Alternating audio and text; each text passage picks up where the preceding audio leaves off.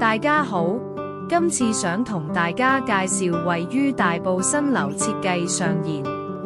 呢個項目發展商係萬科香港，共有3期，有1650個單位，實用面積為214尺至1028尺，於2026年1月開始入伙。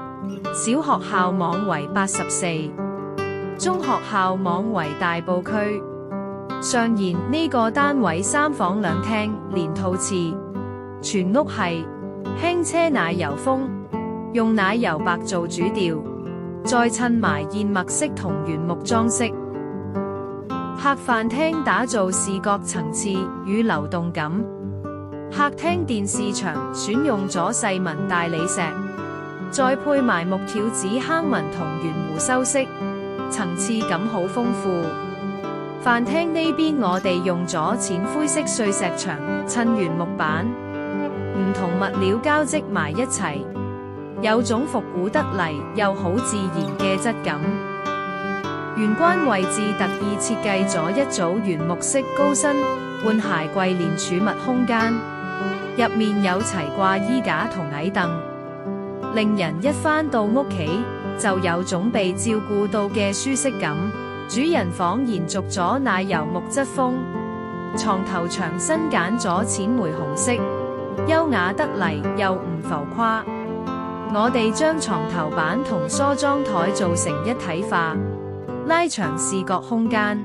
衣櫃就用咗曲尺高身設計，連埋開放式手袋收藏櫃，實用之餘仲有一種精品展示店質感。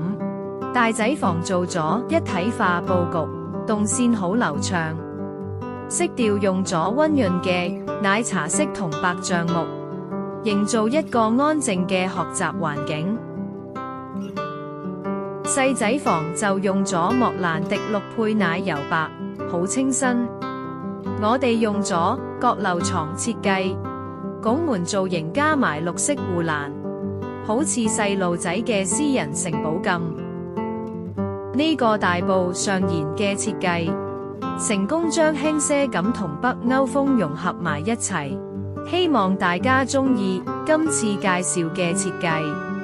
想知更多 Base Design 最新資訊，記得 subscribe 我哋 YouTube channel，follow Facebook 同 IG 啦。